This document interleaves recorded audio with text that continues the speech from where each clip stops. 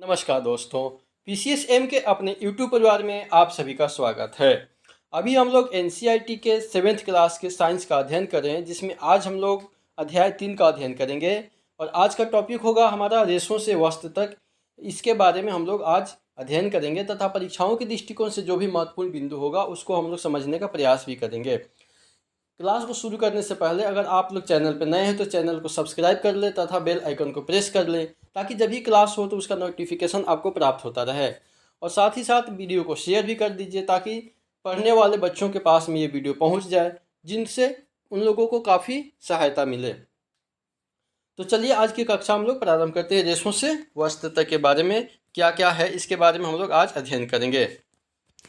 क्या कह रहा है कि कक्षा 6 में आपने पादपों यानी कि पौधों से प्राप्त होने वाले कुछ रेशों यानी फाइबरों के बारे में पढ़ा था। पिछली कक्षाओं में पादपों यानी पौधों से प्राप्त होने वाले कुछ रेशे जो होते हैं, कुछ फाइबर जो होते हैं वो पादप से प्राप्त होते हैं, उसके बारे में हम लोगों ने अध्ययन किया था।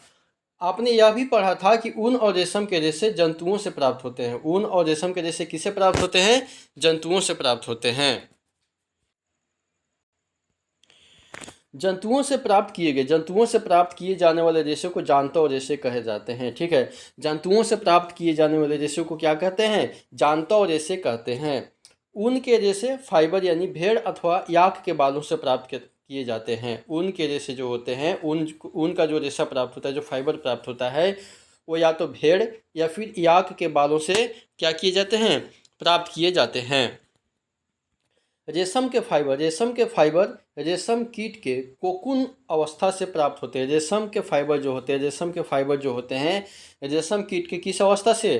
कोकून अवस्था से प्राप्त होते हैं। रेशम के फाइबर जो होते हैं वो रेशम कीट के कोकून या कोश अवस्था से प्राप्त होते हैं। क्या आप जानते हैं कि भेड़ के शरीर के किस भाग से फाइबर मिलते हैं? क्या आपको पता है कि जो भेड़ के शरीर के किस भाग से फाइबर मिलते हैं? क्या आप जानते हैं कि इन रेशों को ऊन में कैसे परिवर्तित किया जाता है, जिन्हें हम स्वेटर बुनने के लिए बाजार से क्या करते हैं? खरीदते हैं। क्या आपको जानकारी है कि रेशम के फाइबर से रेशम कैसे बनाया जाता है, जिनसे साड़ियाँ बुनी जाती है? इस अध्याय में हम ऐसे कुछ प्रश्नों के उत्तर जानने का क्या करेंगे? प्रश्न जानने का प्रयास करेंगे। आइए आगे देखने की जांतव रेशे, ऊन और रेशम के बारे में हम लोग अध्ययन करते हैं। ऊन के बारे में अध्ययन करते हैं कि ऊन क्या होता है, कहाँ से प्राप्त किए जाते हैं। भेड़, बकरी, याक और कुछ अन्य जंतुओं से ऊन प्राप्त किया जाता है। किससे ऊन प्राप्त किए जाते हैं? तो भेड़, बकरी या याक से कुछ और इसके अलावा कुछ और भी जंतु होते हैं, उनसे क्या किए जाते हैं? ऊन प्राप्त किए जाते हैं। ऊन प्रदान करने वाले इन जंतुओं के शरीर बालों से ढके होते हैं। ऊन प्रदान करने वाले ये जितने प्रकार के जंतु होते हैं उनके शरीर किससे ढके होते हैं? बालों से ढके होते हैं। चित्र संख्या 3.1 में देखेंगे हम लोग। क्या आप जानते हैं कि इन जंतुओं के आवरण पर बालों की मोटी परत क्यों होती है? बालों के बीच अधिक मात्रा में वायु आसानी से भर जाती है। वायु ऊष्मा की कुचालक होती है। वायु ऊष्मा की क्या होती है? वायु ऊष्मा की कुचालक होती है। क्या कह रहा है कि वायु ऊष्मा की क्या होती है? कुचालक होती है। ठीक है, जैसे कि आप अध्याय 4 में पढ़ेंगे। अतः बाल इन जंतुओं को गर्म रखते हैं। ऊन जो होते हैं इन रोएदार रेशों से प्राप्त किए जाते हैं। ऊन जो होते हैं इन रोएदार रेशों से क्या किए जाते हैं? प्राप्त किए जाते हैं। ठीक है, अब आइए क्रियाकलाप 3.1 को हम लोग देखते हैं। कह रहा है कि अपने शरीर, बाँह और सिर के बालों को छू करके अनुभव कीजिए। क्या आपको उनमें से कोई अंतर लगता है? कौन से बाल मोटे होते हैं और रूखे प्रतीत होते हैं तथा कौन से बाल मुलायम होते हैं? आप अपने शरीर के जितने भी बाल हैं उन सभी को छू करके उनको समझने का प्रयास कीजिए कि कौन से बाल जो होते हैं मोटे होते हैं तथा कौन से बाल रूखेपन होते हैं और कौन से बाल मुलायम होते हैं। आगे क्या करें कि हमारी ही तरह भेड़ की रोएदार त्वचा पर 2 प्रकार के रेशे होते हैं। जिस प्रकार से हमारे शरीर में बाल होते हैं उसी प्रकार से भेड़ की त्वचा पे भी क्या होते हैं? इसी प्रकार से रोएदार बाल होते हैं। दाढ़ी के रूखे बाल होते हैं। दाढ़ी पे जो होते हैं वो रूखे बाल होते हैं और त्वचा के निकट अवस्थित जो होते हैं तंतु रूपी मुलायम बाल जो होते हैं, तंतु रूपी बाल कार्तिन ऊन बनाने के लिए क्या होते हैं? कर्तित ऊन बनाने के लिए रेशे प्रदान करते हैं। ठीक है, भेड़ों की कुछ नस्लों में केवल तंतु रूपी मुलायम बाल ही होते हैं।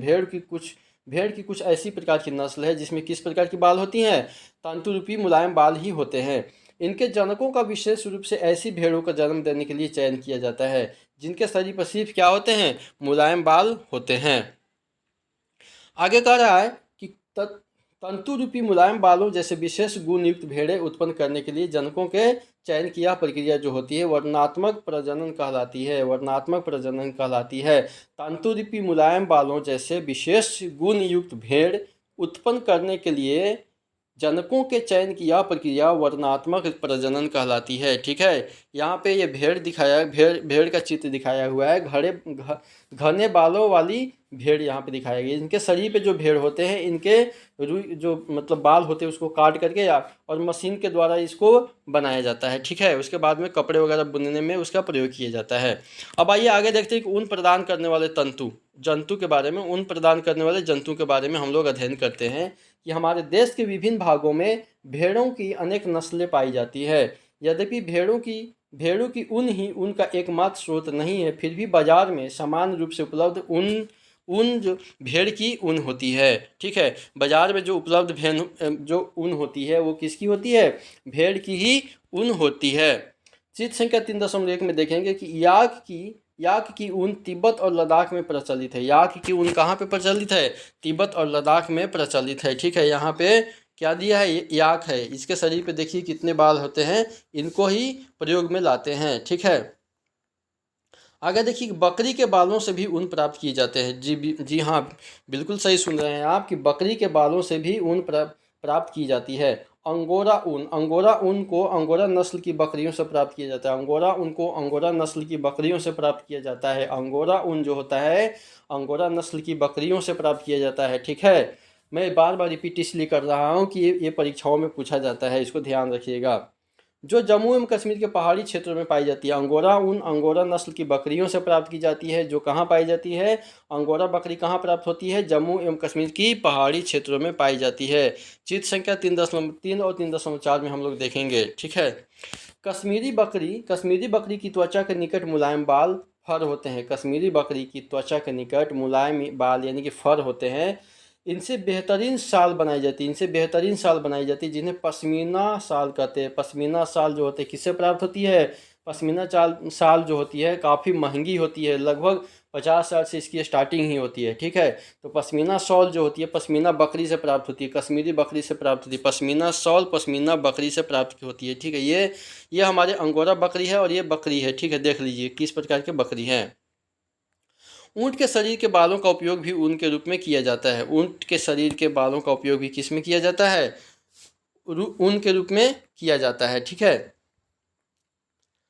आगे हम लोग देखते हैं, यहाँ पे ये ऊँट को दिखाया गया है। ऊँट के शरीर के बाल जो होते हैं उसका भी प्रयोग हम लोग ऊन के रूप में करते हैं।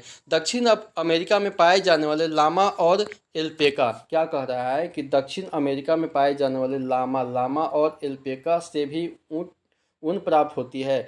दक्षिण अमेरिका में पाए जाने वाले कौन कौन से जानवर? लामा और एल्पेका किस अमेरिका में पाए जाते हैं? तो दक्षिण अमेरिका में पाए जाते हैं। ठीक है, लामा और एल्पेका दक्षिण अमेरिका में पाए जाते हैं, उससे भी ऊन प्राप्त होती है। चित्र संख्या 3.6 और 3.7 यहाँ पे ये दिखाया गया है, लामा और एल्पेका। देखिए ये लामा है और ये एल्पेका है। ठीक है, आगे देखते हैं हम लोग क्रियाकलाप 3.2 को देखते हैं। कह रहा है कि उन जंतुओं के चित्र एकत्रित कीजिए जिनके बालों का उपयोग ऊन के रूप में किया जाता है। उन जंतुओं के चित्र जो है एकत्रित कीजिए जिनके बाल का उपयोग कहाँ किया जाता है? ऊन के रूप में किया जाता है। उन्हें अपनी स्क्रैप पुस्तिका में चिपकाइए। यदि आप चित्र प्राप्त नहीं कर पाए तो इस पुस्तक में दिए गए चित्रों को देख करके उन्हें बनाने का क्या कीजिए?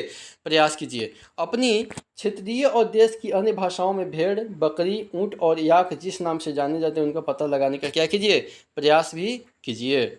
ठीक है, अब आइए चित्र संख्या 3.3 को हम लोग अध्ययन करते हैं। क्या कह रहा है कि भारत और विश्व के मानचित्र लीजिए। भारत और विश्व के मानचित्र लीजिए। मानचित्र पर उन स्थानों को चिन्हित कीजिए जहां वे जंतु पाए जाते हैं जिनसे ऊन प्राप्त होती है।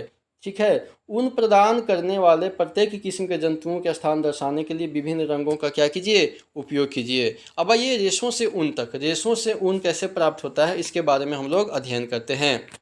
ऊन प्राप्त करने के लिए भेड़ों को पाला जाता है। ऊन प्राप्त करने के लिए किसको पाला जाता है? तो भेड़ों को पाला जाता है। उनके बालों को काट करके और फिर उन्हें संसाधित यानी कि आधुनिक तरीके से करके ऊन बनाई जाती है। आइए हम इस प्रक्रम के बारे में जानकारी प्राप्त करते हैं। भेड़ पालन और प्रजनन। भेड़ पालन और प्रजनन क्या होता है? यदि आप जम्मू और कश्मीर, हिमाचल प्रदेश, उत्तराखंड, अरुणाचल प्रदेश और सिक्किम के पहाड़ी क्षेत्रों अथवा हरियाणा, पंजाब, राजस्थान और गुजरात के मैदानों की यात्रा करें तो आप गड़रियों को भेड़ों के झुंडों को चराने के लिए ले जाते हुए देख सकते हैं। भेड़ शाकाहारी होते हैं। भेड़ क्या होते हैं? शाकाहारी होते हैं और वह घास और पत्तियां पसंद करते हैं। भेड़ पालक पालने वाला जो होता है उन्हें हरे चारों के अतिरिक्त दाल, मक्का, ज्वार, खली, बीज से तेल निकाल लेने के बाद बचा हुआ पदार्थ को खली कहा जाता है और खनिज भी खिलाते हैं। सर्दियों में भेड़ों को घरों के अंदर रखा जाता है और उन्हें पत्तियां, अनाज और सूखा चारा खिलाया जाता है। ठीक है। उसके बाद में आगे कह रहा है हमारे देश के यहाँ पे हाँ कह रहा है कि हमारे देश के अनेक भागों में, क्या कह रहा है कि हमारे देश के अनेक भागों में भेड़ों को ऊन के लिए पाला जाता है। सारणी 3.1 को अभी हम लोग देखेंगे। उसमें भेड़ों की कुछ नस्लों के नाम दिए गए हैं जिन्हें हमारे देश में ऊन उत्पादन के लिए पाला जाता है। सारणी 3.1 में उनसे प्राप्त होने वाली ऊन की गुणवत्ता और गठन को भी हम लोग दिखाया गया, उसको हम लोग देखेंगे। भेड़ की कुछ नस्लों के शरीर पर बालों की घनी परत होती है जिससे बड़ी मात्रा में अच्छी गुणवत्ता की ऊन प्राप्त होती है। जैसा कि पहले बताया गया है कि इन भेड़ों को वर्णात्मक प्रजनन द्वारा उत्पन्न किया जाता है जिनमें से एक जनक किसी अच्छी नस्ल की भेड़ की होती है। जब पाली गई भेड़ के शरीर पर बालों की घनी वृद्धि हो जाती है तो ऊन प्राप्त करने के लिए उनके बालों को क्या किया जाता है? काट लिया जाता है। ठीक है। अब आइए आगे देखते हैं कि रेशों को ऊन में संसाधित करना। रेशों को जो है ऊन में किस प्रकार से संसाधित किया जाता है ताकि उसका स्वेटर वगैरह बनाया जाता है।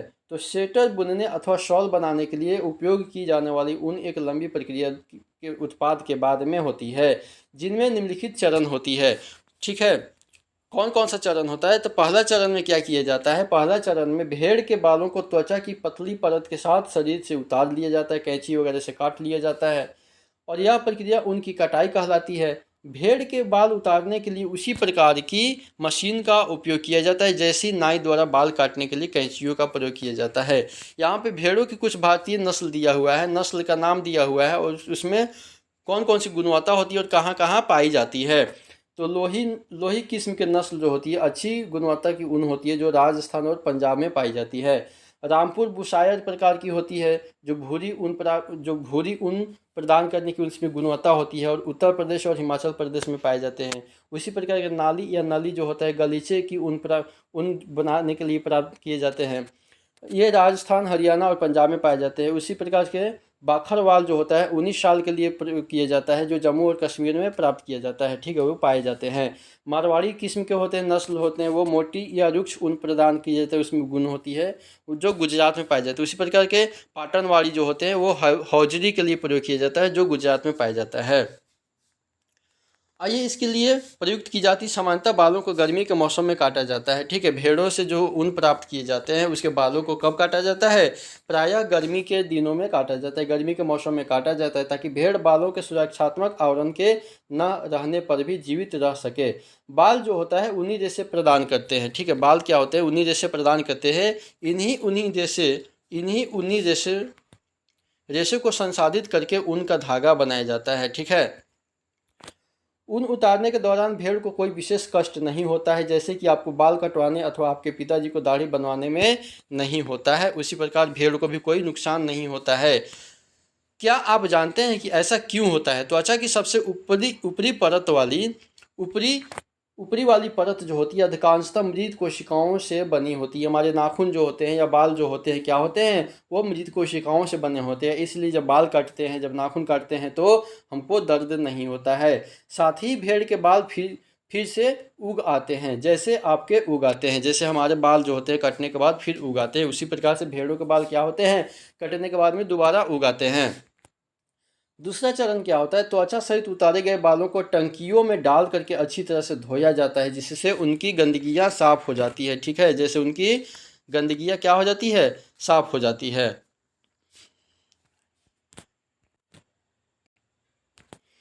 यहाँ पे देखिए रेशों को क्या कह रहा है कि रेशों को ऊन में परिवर्तित करने का क्रम ये दिया जाता है, परीक्षाओं में पूछा जाता है। रेशों को ऊन में परिवर्तित करने के क्रम को निम्न प्रकार से प्रदर्शित किया जा सकता है। पहले क्या किया जाता है, उनकी कटाई किया जाता है, उसके बाद में अभिमार्जन किया जाता है, फिर छँटाई किया जाता है, फिर बर की छँटाई होती है, फिर उसके बाद रंगाई होती है, तब उसके बाद में लास्ट क्या होता है, रीलिंग। लास्ट प्रक्रिया क्या होती है, रेशों से ऊन प्राप्त करने की लास्ट प्रक्रिया क्या कहलाती है, रीलिंग कहलाती है, रीलिंग कहलाती है। ठीक है, यहाँ पे भेड़ की ऊन के रेशों को संसाधित करने के विभिन्न चरण दिखाया गया है। मशीनों द्वारा अभिमार्जन किया जा रहा है, ऊन का धागा बनाया जा रहा है। ठीक है, यहाँ पे भेड़ की ऊन को सबसे पहले उतारा जाता है, उसके बाद में टंकी में अभिमार्जन करके उसको साफ़ किया जाता है, फिर तीसरे प्रक्रम में मशीन द्वारा उसको अभिमार्जन किया जाता है, चौथे में उनका धागा बनाया जाता है जिससे कपड़े वगैरह बनाए जाते हैं। ठीक है, आगे यहाँ पे व्यावसायिक संकट क्या है, व्यावसायिक संकट क्या है, इसके बारे में हम लोग थोड़ा सा देख लेते हैं। ऊन उद्योग हमारे देश में अनेक व्यक्तियों के लिए जीविकोपार्जन का एक महत्वपूर्ण साधन है, लेकिन छंटाई करने वालों का कार्य जोखिम भरा होता है क्योंकि कभी कभी वे एंथ्रेक्स नामक जीवाणु द्वारा संक्रमित हो जाते हैं। ठीक है, जो एक घातक रक्त रोग का कारक होता है, जिसे सोटर्स रोग कहते हैं, जिसे क्या कहते हैं, सोटर्स रोग भी कहते हैं। एंथ्रेक्स नामक जीवाणु द्वारा संक्रमित हो जाते हैं। जो ऊन बनाने के जो जो लेबर होते हैं, जो कारीगर होते हैं, वो एंथ्रेक्स नामक जीवाणु द्वारा संक्रमित हो जाते हैं, जो एक घातक रक्त रोग का कारक होता है। कौन सा रोग का, रक्त रोग का कारक होता है, जिसे सोटर्स रोग भी कहते हैं। कौन सा रोग, सोटर्स रोग भी कहते हैं। सोटर्स रोग किसके कारण होता है, तो एंथ्रेक्स जीवाणु के कारण। सोटर्स रोग किसके कारण होता है, एंथ्रेक्स जीवाणु के कारण होता है। किसी भी उद्योग में कारीगरों द्वारा ऐसे जोखिमों को झेलना व्यावसायिक संकट कहलाता है। ठीक है, और ये चिकनाई, धूल और गर्त निकाल लिए जाते हैं जब उस प्रकार के, जब उनको जब भेड़ के रोए को काट लिया जाता है, उसके बाद में जब धो दिया जाता है तो चिकनाई, धूल और गर्त निकल जाते हैं। यह प्रक्रम अभिमार्जन कहलाता है। अभिमार्जन मतलब यानी कि धूल धुल देना, उसको धुलाई कर देना। ठीक है, आजकल अभिमार्जन मशीनों के द्वारा किया जाता है, जैसे कि चित्र संख्या 3.8 और 3.8 की BOC में हम लोग देखे हैं अभी। तीसरा चरण क्या होता है कि अभिमार्जन के बाद में छँटाई की जाती है। ठीक है, रोमिल अथवा रोएदार बालों को कारखानों में भेज दिया जाता है, जहां विभिन्न गठन वाले बालों को छांटा या पृथक किया जाता है। चौथा चरण क्या होता है कि अगले चरण में बालों को क्या किया जाता है, सुखाया जाता है, परंतु इससे पहले बालों में से छोटे छोटे कोमल और फूले हुए रेशों को छांट लिया जाता है, जो बर कहलाता है। ठीक है, छोटे छोटे कोमल और फूले हुए रेशों को छांट लिया जाता है, जो बर कहलाता है। ये वही बर होते हैं जो कभी कभी आपके स्वेटर पर एकत्रित हो जाते हैं और जो गोल गोल से दिखाई देते हैं। इसके पश्चात रेशों का पुनः अभिमार्जन करके उन्हें फिर क्या किया जाता है, सुखा लिया जाता है। इस प्रकार प्राप्त उत्पाद ही धागों के रूप में काटे जाने के लिए उपयुक्त ऊन होती है। पांचवा चरण क्या कहलाती है कि रेशों के विभिन्न रंगों में रंगाई की जाती है, क्योंकि भेड़ अथवा बकरी की सामान्य ऊन काली, भूरी अथवा सफ़ेद ही होती है, फिर भी हमको तरह तरह के रंगीन कैसे प्राप्त होते हैं, तो उसको रंगाई किया जाता है। अंतिम चरण क्या होता है कि अंतिम चरण को रीलिंग करते हैं, अंतिम चरण को रीलिंग करते हैं, अंतिम चरण को रीलिंग कहते हैं। अब रेशों को सीधा करके सुलझाया जाता है, फिर लपेट करके उनसे धागा बनाया जाता है। लंबे रेशों को काट करके स्वेटरों को ऊन के रूप में क्या किया जाता है, उनके रूप में और अपेक्षाकृत छोटे रेशों को काट करके ऊनी वस्त्र बुनने में उपयोग किया जाता है। आइए क्रियाकलाप 3.4 को देखते हैं। क्या कह रहा है, कह रहा कि अपने सहपाठियों के साथ इन विषय पर चर्चा कीजिए कि क्या मनुष्य के लिए भेड़ों को पालना और फिर ऊन प्राप्त करने के लिए उनके बालों को उतारना उचित है या नहीं है। आइए रेशम के बारे में हम लोग अध्ययन करते हैं कि रेशम क्या होते हैं, रेशम किस प्रकार के होते हैं और किससे प्राप्त किए जाते हैं। तो रेशम यानी कि सिल्क जो होता है, रेशम यानी कि सिल्क जो होता है,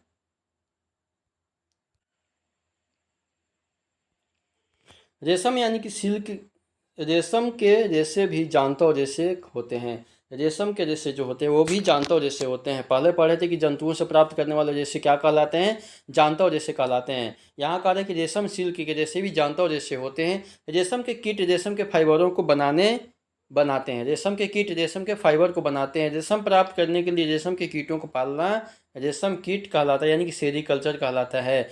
रेशम कीट का पालन क्या कहलाता है, सेरीकल्चर कहलाता है। सेरीकल्चर में रेशम का पालन कहलाता है, पालन किया जाता है। अपनी माताजी, चाचाजी, दादाजी, माँ से विभिन्न प्रकार के रेशम तथा रेशमी साड़ियों के बारे में जानकारी प्राप्त कीजिए। विभिन्न प्रकार के रेशम को सूचीबद्ध कीजिए तथा इससे पहले कि हम रेशम प्राप्त करने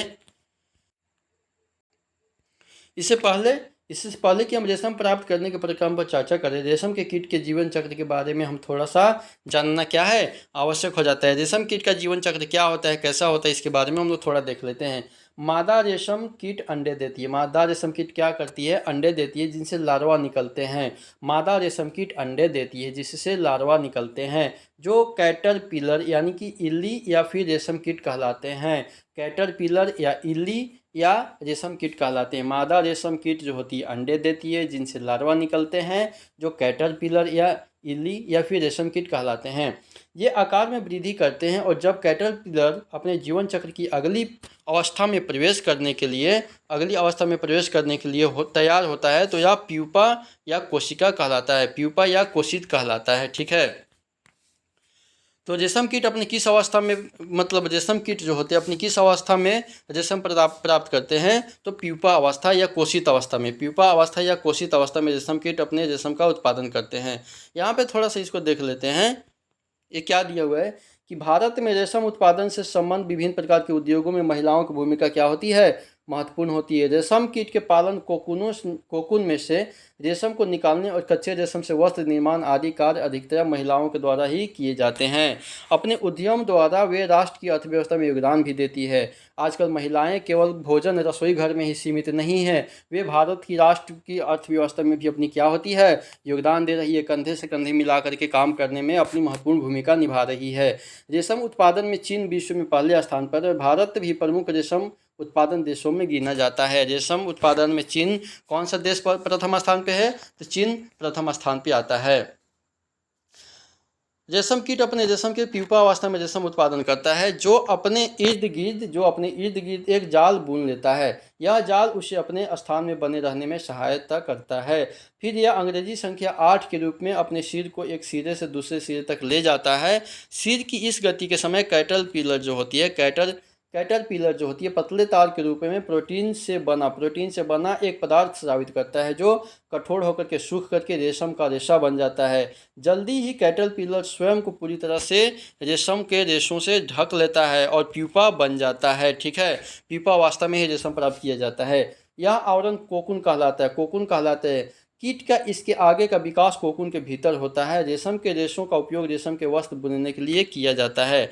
क्या आप कल्पना कर सकते हैं कि रेशम का मृदु रेशा यानी सूत्र जो होता है स्टील के तार जितना मजबूत होता है। रेशम का रेशा जो होता है स्टील के तार जितना क्या होता है? मजबूत होता है। ठीक है, यहाँ पे शहतूत की पत्ती पर अंडे रेशम कीट दिखाया हुआ है। कोकून में विकासशील कीट होता है। रेशम कीट का जीवन चक्र होता है। ये कोकून अवस्था दिखाया है।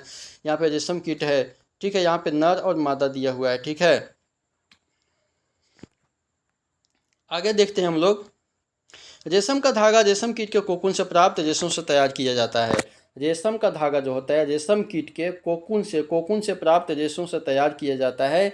रेशम कीट अनेक किस्म के होते हैं जो एक दूसरे से काफ़ी अलग दिखाई देते हैं, और उनसे प्राप्त होने वाला रेशम का धागा गठन अर्थात रुक्षता, चिकनाहट, चमक आदि में भिन्न होता है।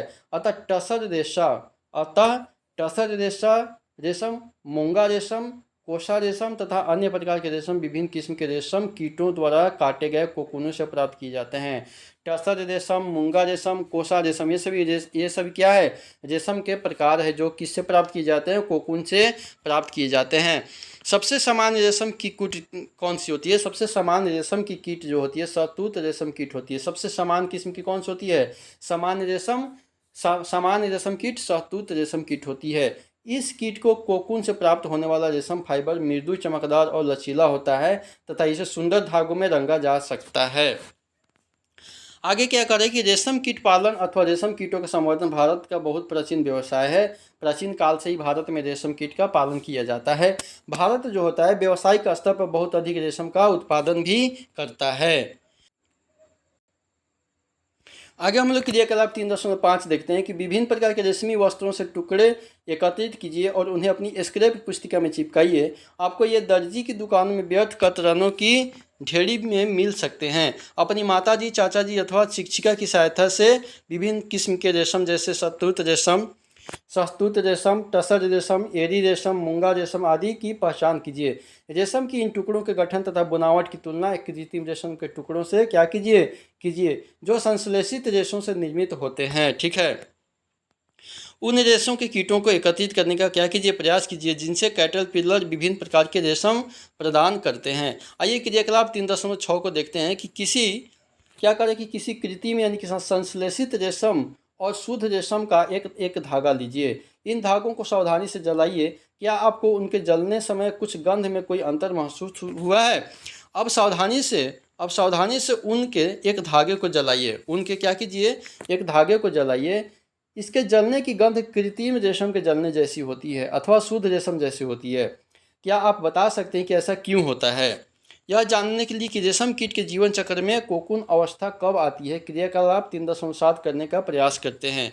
आइए क्रियाकलाप 3.7 को हम लोग देखते हैं। क्या करें कि चित्र संख्या 3.9 को देखेंगे, उसकी फोटो प्रतिलिपित कीजिए और रेशम कीट के जीवन चक्र की विभिन्न अवस्थाओं का चित्र काट लीजिए जो प्रत्येक को गत्ते अथवा चार्ट पेपर पर अलग अलग चिपकाते हैं। अब इन चित्रों को आपस में मिला दीजिए। अब चित्रों को जीवन चक्र की अवस्थाओं के सही क्रम में लगाने का प्रयास कीजिए। जो कोई भी सबसे जल्दी ऐसा कर लेगा वह विजेता होगा। ठीक है। आप अपने शब्दों में रेशम कीट के जीवन चक्र का वर्णन भी क्या कर सकते हैं। इसे अपनी स्क्रैप पुस्तिका में भी लिख सकते हैं। ठीक है। यहाँ पे मादा रेशम कीट तथा उसके अंडे यहाँ पे दिखाए गए हैं। ठीक है। यहाँ पे शहतूत की पत्तियों को खाते हुए लार्वा कैटरपिलर यानी रेशम के कृत्रिम है यहाँ पे। ठीक है। यहाँ पे शहतूत का वृक्ष दिया हुआ है, रेशम कृमि पालन यहाँ पे दिखाया है, ये शहतूत का वृक्ष है। ठीक है। आगे क्या कर रहा है, कोकून से रेशम तक जो अवस्था होती है उसको देखते हैं कि कोकून से रेशम तक रेशम प्राप्त करने के लिए रेशम कीटों को पाला जाता है और उनके कोकूनों को एकत्रित करके रेशम के फाइबर प्राप्त किए जाते हैं। रेशम कीट पालन, आइए रेशम कीट पालन को देखते हैं कि कोई मादा यानी फीमेल, कोई मादा रेशम कीट एक बार में सैकड़ों अंडे देती है। अंडों को सावधानी से कपड़े की पट्टियों अथवा कागज़ पर संग्रहित करके रेशम कीट पालनों को बेचा जाता है। ये पालक किसान अंडों को स्वास्थ्य करके स्थितियों, उचित ताप एवं आर्द्रता की अनुकूल स्थितियों में रखते हैं। अंडों को उपयुक्त ताप तक गर्म रखा जाता है जिससे अंडों में लार्वा निकल आते हैं। यह तब किया जाता है जब शहतूत के वृक्षों पर नई पत्तियां आ जाती है। लार्वा जो कैटरपिलर क्या कर रहा है, लार्वा जो होती है जो कैटरपिलर अथवा रेशम कीट कहलाते हैं, दिन रात खाते रहते हैं और अमाप साइज यानी कि काफ़ी बड़े साइज में काफ़ी बड़े हो जाते हैं। लार्वा को शहतूत की ताज़ी कटी पत्तियों के साथ बांस की स्वच्छ ट्रे में रखा जाता है।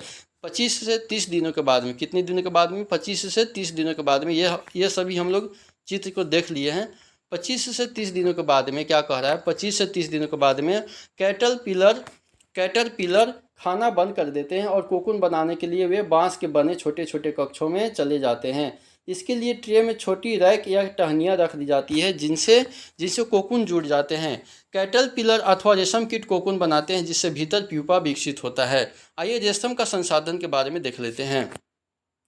रेशम का संसाधन, रेशम फाइबर प्राप्त करने के लिए कोकूनों की बड़ी ढेरी का उपयोग किया जाता है। वयस्क कीट में विकसित होने से पहले ही कोकूनों को धूप में क्या किया जाता है, रखा जाता है अथवा पानी में उबाला जाता है या भाप में रखा जाता है।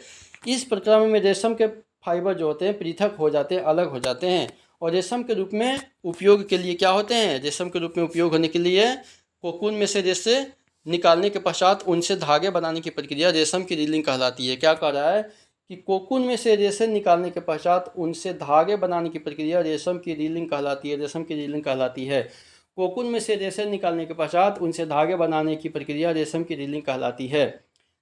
रीलिंग विशेष मशीनों में की जाती है जो कोकून में से फाइबर या रेशों को निकाली जाती है। फिर रेशम के फाइबरों की कताई की जाती है जिससे रेशम के धागे प्राप्त हो जाते हैं। बुनकरों द्वारा रेशम के इन्हीं धागों से वस्त्र बुने जाते हैं। ठीक है।